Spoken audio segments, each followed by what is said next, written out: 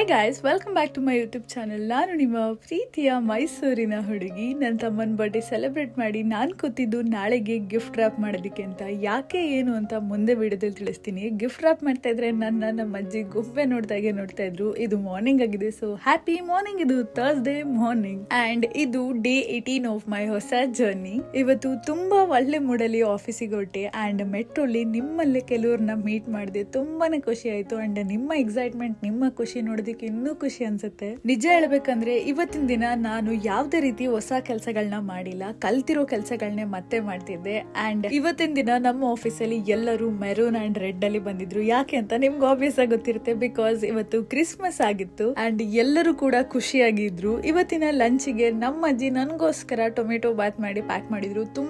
ತುಂಬಾನೇ ರುಚಿಯಾಗಿತ್ತು. ಬೇಗ ಊಟ ಮಾಡಿ ಸೆಷನ್ ಅಟೆಂಡ್ ಮಾಡೋದಕ್ಕೆ ಅಂತ ಹೋದ್ವಿ. ಅಂಡ್ ಇವತ್ತು ನಾನು ತುಂಬಾನೇ ಎಕ್ಸೈಟೆಡ್ ಆಗಿದ್ದೆ. ಯಾಕೆ ಅಂದ್ರೆ ನಾವು ನಮ್ಮ ಆಫೀಸಲ್ಲಿ ಸೀಕ್ರೆಟ್ ಸ್ಯಾಂಟಾನ ಆಡ್ತಾ ಇದ್ವಿ. ಅದಕ್ಕೋಸ್ಕರ ತುಂಬಾನೇ ಖುಷಿಯಾಗಿ ತುಂಬಾ ಎಕ್ಸೈಟೆಡ್ ಆಗಿದ್ವಿ. ಎಲ್ಲರೂ ಕೂಡ ಅವರವರ ಏಂಜಲ್ಗೋಸ್ಕರ ಗಿಫ್ಟ್ಸ್ ನ ತಂದು ಟೇಬಲ್ ಮೇಲೆ ಇಟ್ಟು ನಂತರ ಅವರ ಸೀಕ್ರೆಟ್ ಸ್ಯಾಂಟಾ ಯಾರಾಗಿರ್ಬೋದು ಅಂತ ಗೆಸ್ ಮಾಡ್ತಾ ಇದ್ರು. ಎಲ್ಲರೂ ಬೇಗ ಗೆಸ್ ಮಾಡಿದ್ರೆ ನಾನು 3 ಚಾನ್ಸ್ ಆದ್ರೂ ಗೆಸ್ ಮಾಡಿರ್ಲಿಲ್ಲ ಅಂಡ್ ನನ್ನ ಏಂಜಲ್ಸ್ ಕೂಡ ನನ್ನ ಗೆಸ್ ಮಾಡಿರ್ಲಿಲ್ಲ. ಅಟ್ ಲಾಸ್ಟ್ ಕೊನೆಯದಾಗಿ ಕರೆಕ್ಟ್ ಆಗಿ ಗೆಸ್ ಮಾಡಿ ನನ್ನ ಗಿಫ್ಟ್ಸ್ ನ ಪಡ್ಕೊಂಡೆ. ಬಟ್ ನನ್ನ ಏಂಜಲ್ಸ್ ನನ್ನ ಫೈಂಡ್ ಔಟ್ ಮಾಡಿರ್ಲಿಲ್ಲ, ನಾನೇ ಅವರಿಗೆ ರಿವೀಲ್ ಮಾಡಿದೆ. ಅಂಡ್ ಅವ್ರ ಮುಖದಲ್ಲಿ ಇದ್ದಿದ್ ಖುಷಿ ನೋಡಿ ನನಗಂತೂ ಸಿಕ್ಕಾಪಟ್ಟೆ ಖುಷಿ ಆಯ್ತು ಅಂಡ್ ಸಮಾಧಾನ ಕೂಡ ಆಯ್ತು. ಎಲ್ಲರ ಸೀಕ್ರೆಟ್ ಸ್ಯಾಂಟಾನ ಹಾಗೆ ಗಿಫ್ಟ್ಸ್ ನ ರಿವೀಲ್ ಮಾಡಿ ಖುಷಿ ಪಟ್ಟು ನಾವೆಲ್ಲರೂ ಸೇರಿ ಒಟ್ಟಿಗೆ ಹೊರಟಿದ್ದು ಚರ್ಚ್ ಸ್ಟ್ರೀಟಿಗೆ. ಅಲ್ಲಂತೂ ಸಿಕ್ಕಾಪಟ್ಟೆ ಎಂಜಾಯ್ ಮಾಡಿದ್ವಿ. ಇವತ್ತಿಗೆ ಇಷ್ಟೇ, ಮತ್ತೆ ಮುಂದಿನ ಸಿಗೋಣ. ಅಲ್ಲಿ ತನಕ ನೀವು ಎಂಜಾಯ್ ಮಾಡ್ತೀರಿ, ಹಾಗೆ ಓದ್ತಾ ಇರಿ.